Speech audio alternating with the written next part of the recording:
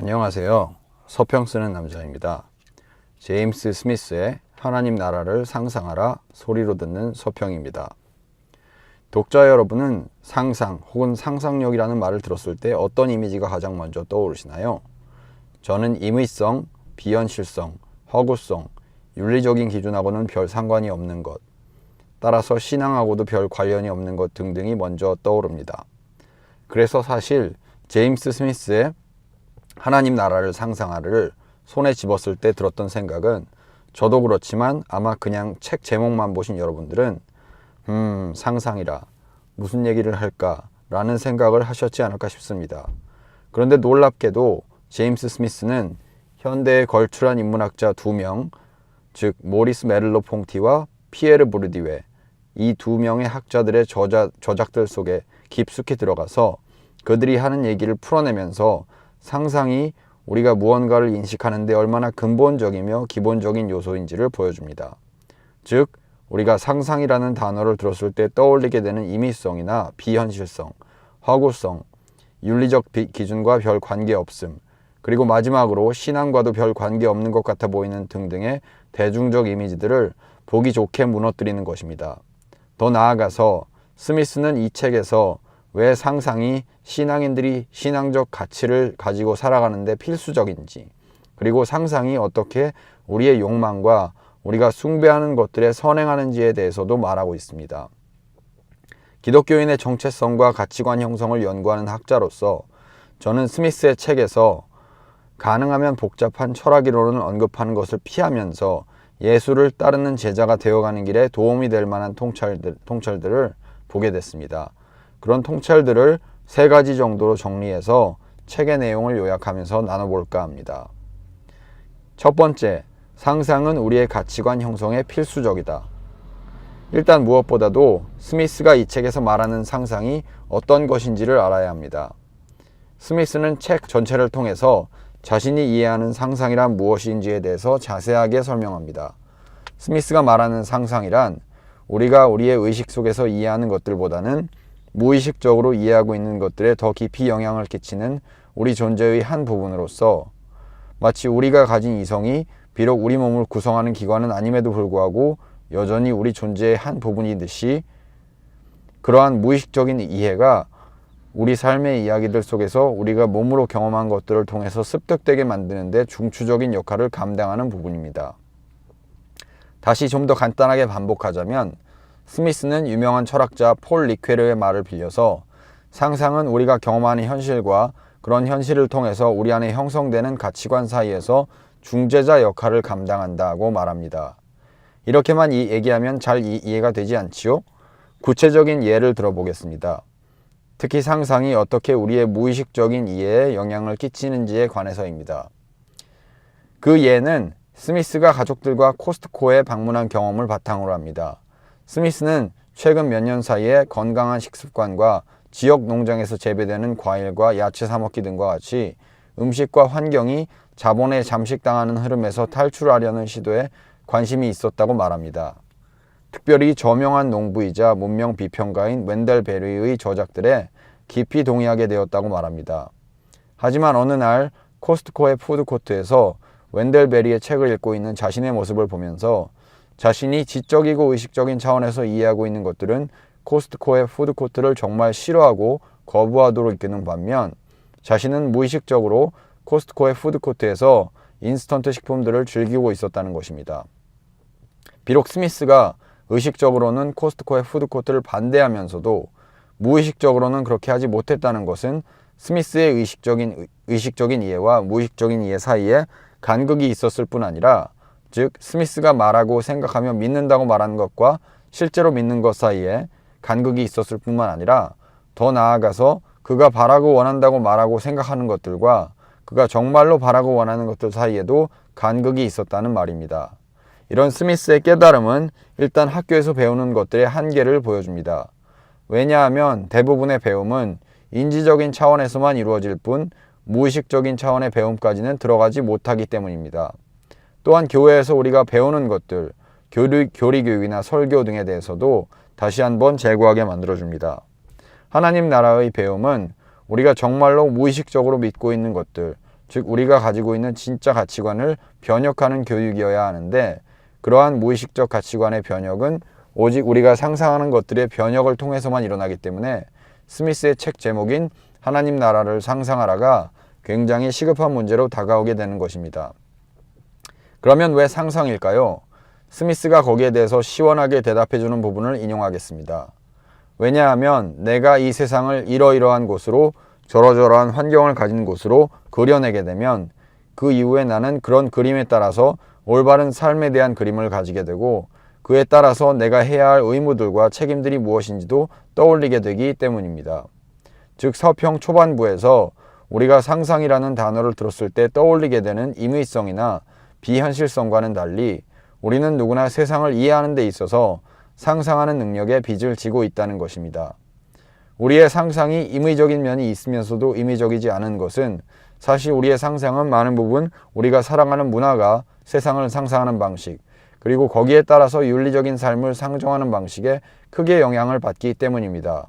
비록 스미스는 이런 문화의 중요성에 대해서 많이 언급하지는 않습니다만, 개인적인 상상의 차원이 중요하다기보다는 개인이 속한 문화의 상상이 곧 개인의 상상에 크게 영향을 끼치게 된다는 점에서 문화의 중요성은 엄청나다고 하겠습니다.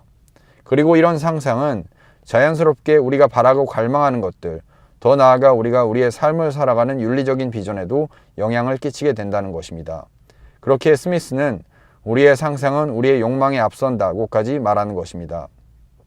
전작 하나님 나라를 상상하라 에서 하나님 나라를 욕망하라죠. 하나님 나라를 욕망하라 해서 스미스가 인간 존재가 궁극적으로는 욕망, 즉 삶에서 우리가 가장 바라고 꿈꾸는 것을 따라서 움직이는 존재라고 했던 말은 그런 의미에서 이번 편인 하나님 나라를 상상하라와 자연스럽게 연결됩니다. 두 번째, 우리의 구원은 항상 몸의 구원일 수밖에 없다. 이미 앞서 말했다시피 스미스는 두 명의 걸출한 인문학자인 모리스 메를로 퐁티와 피에르 브루디웨의 저작들 속으로 깊숙이 들어갑니다.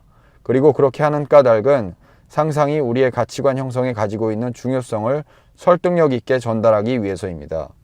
좀 더 구체적으로 말하자면 스미스는 우리의 상상이 몸과 이야기 사이를 이어주는 중간다리 역할을 한다고 말합니다. 즉 우리의 삶의 이야기가 우리에게 전달되도록 해주는 매개체는 우리의 몸이며, 우리의 몸은 그런 면에서 우리가 무언가를 인식하게 해주는 필요 조건이 되는데, 상상은 이렇게 우리 삶의 이야기가 우리 몸에 전달되어 녹아 들어가는 데 있어서 필요한 중개적 역할을 감당한다는 것입니다. 왜냐하면 이미 인용한 대로 내가 이 세상을 이러이러한 곳으로, 저러저러한 환경을 가진 곳으로 그려내게 되면 그 이후에 나는 그런 그림에 따라서 올바른 삶에 대한 그림을 가지게 되고, 그에 따라서 내가 해야 할 의무들과 책임들이 무엇인지도 떠올리게 되기 때문입니다. 이런 맥락 속에서 스미스는 메를로 퐁티와 브루디에의 저작들을 다룹니다. 메를로 퐁티의 인식의 현상학은 우리의 몸이 어떻게 무언가를 알게 되는지에 대한 철학적 묘사를 담고 있습니다. 또한 피에르 브루디에의 실천의 논리는 그의 아비투스 개념을 통해서 역시 마찬가지로 우리의 몸이 어떻게 사회적 배움을 통해서 무언가를 습득해 가는지에 대한 철학적 탐구서입니다. 이와 면에서 두 철학자의 탐구는 적어도 스미스가 논증하는 목적에 있어서는 어느 정도 겹치는 면이 존재하고, 메를로 퐁티의 경우 그런 탐구의 핵심에 실천지 개념이, 그리고 브루디웨의 경우 아비투스 개념이 있습니다.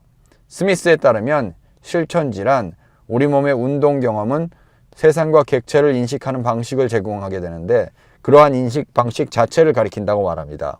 한편으로 아비투스 또한 스미스의 실천지 개념과 유사합니다.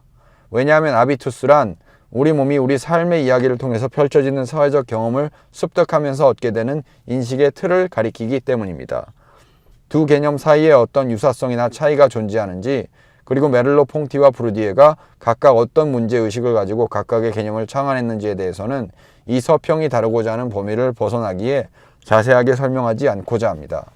오히려 저는 독자들에게 스미스의 책을 읽어보시고 스미스가 참고한 이 두 학자들의 저서들을 자세하게 살펴보심으로써 그 차이점과 유사성을 찾아나가시기를 권합니다.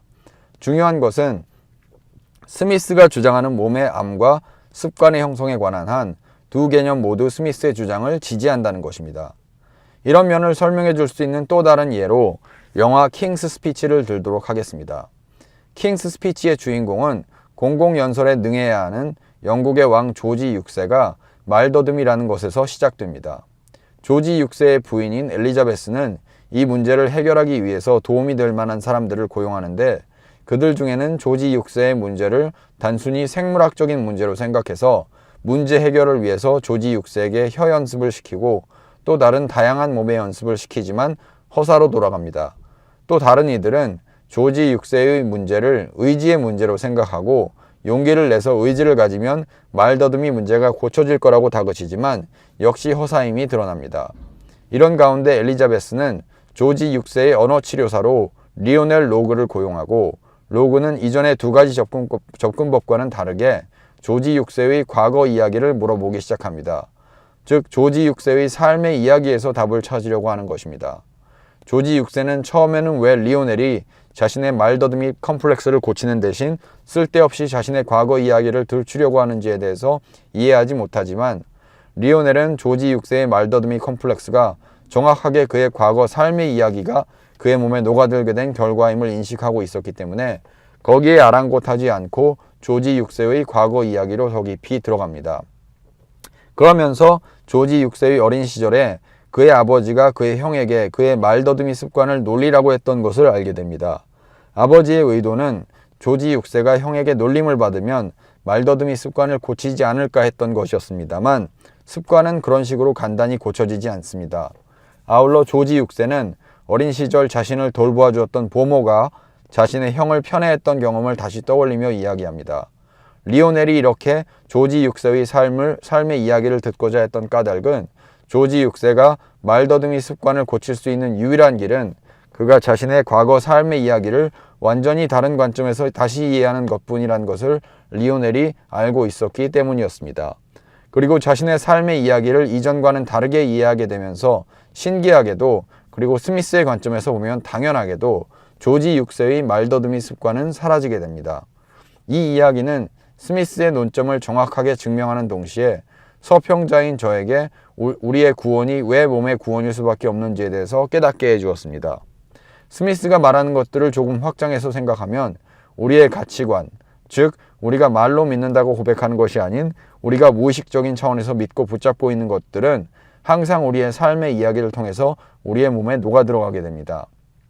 그래서 궁극적으로 우리가 누구이냐는 우리가 어떤 말을 하고 어떤 생각을 가지고 있느냐에 달려있는 것이 아니라 우리의 몸에 어떤 가치관이 녹아들어 있느냐에 따라서 결정된다는 것입니다. 그리고 우리 삶의 이야기는 우리의 가치관이 우리 몸에 녹아들게 되는 수단이 됩니다. 그렇기에 조지 6세가 자신의 삶의 이야기를 다르게 풀어내게 되었을 때 자신의 가치관이 바뀌게 되었고 그러한 가치관의 변혁은 그의 몸의 습관을 바꿀 수 있게 해주었던 것입니다. 그 말은 하나님의 기준으로 보면 우리가 누구인지 하나님 편에서 정확하게 아실 수 있는 기준은 우리의 말이나 생각이 아니라 우리의 몸이 보여주는 가치관이라는 말이 됩니다. 여러분의 몸에는 여러분의 삶의 이야기가 녹아 있습니다. 더 정확하게 말하면 여러분의 삶의 이야기를 통해서 여러분이 습득하게 된 여러분의 가치관이 녹아들어 있습니다. 그렇다면 우리의 구원은 어쩔 수 없이 몸의 구원일 수밖에 없게 됩니다. 우리가 누구인지가, 즉 우리의 가치관이 어떤 것인지가 우리의 몸에 담겨 있기 때문입니다. 예수께서 왜 몸을 입고 오셨는지에 관한 질문에 대한 보충 설명이 될 수 있는 대목이라고 생각합니다. 세 번째, 복음의 이야기가 우리 삶의 이야기 속으로 들어와 우리의 이야기가 되는 것이 제자가 되어가는 과정이다. 자, 여기서 다시 킹스 스피치를 생각해 본다면 리오넬 로그가 조지 6세의 말더듬이 습관을 고치기 위해서 했던 것은 조지 6세의 삶의 이야기를 다시 써내려갈 수 있는 기회를 준 것이었습니다. 우리의 습관과 가치관은 이미 얘기한 대로 우리 몸이 경험한 우리 삶의 이야기의 흔적입니다. 이제껏 우리 각자가 어떤 삶을 살아왔고 어떤 이야기를 써내려 왔는지가 우리 몸에 고스란히 다 남아 있습니다. 비록 그런 흔적이 겉으로는 잘 드러나지 않을 수 있지만 우리가 관계 맺는 방식을 통해서 특히 우리 자신과 우리에게 중요한 이들과 관계 맺는 방식을 통해서 우리의 가치관은 모두 다 드러나게 되어 있습니다. 그렇다면 정말 기독교적인 교육에 대한 대안은 어쩌면 너무나 명백할 겁니다. 즉 복음의 이야기가 우리 삶의 이야기를 다시 써내려갈 수 있도록 우리가 우리 삶의 이야기를 복음의 이야기에 내어주는 것입니다. 복음의 이야기를 통해서 우리의 삶의 이야기를 새롭게 다시 해석하는 것입니다. 이런 과정 속에서 우리의 상처와 아픔이 드러납니다. 하나님의 사랑의 역사하심이 우리 삶의 이야기의 각 순간순간에 어떻게 역사하셨는지를 우리가 생각하게 됩니다. 또 실제로 현존하시는 하나님과의 관계 맺음은 그러한 재해석이 그저 우리가 꾸며낸 임의적이고 비현실적인 상상이 아니라 현존하시는 하나님 나라를 향한 상상이 될 수 있게끔 해줍니다. 스미스는 이렇게 우리가 우리의 삶을 재해석해 나가는 과정이 바로 기독교 교육이며 이런 과정 가운데 우리의 예배 참여가 필수적이 된다고 주장하는 것입니다. 왜냐하면 기독교 예배란 하나님께서 우리를 위해서 베푸신 구원의 복음을 우리가 실제로 누리는 과정이기 때문입니다. 실천신학과 함께 기독교인이 예수를 따르는 자들로 형성되어가는 과정을 연구하는 학자로서 저에게 스미스의 하나님 나라를 상상하라는 정말 그 내용을 거의 100% 암기해도 좋을 만큼 앞으로 도움이 될 만한 책이라는 생각이 듭니다. 기독교인의 실천이나 교육, 그리고 예배 사회의 관계에 관심이 있으신 모든 분들에게 분명히 도움이 될 만한 책이라는 생각이 듭니다. 적극 추천합니다. 감사합니다. 지금까지 서평 쓰는 남자였습니다.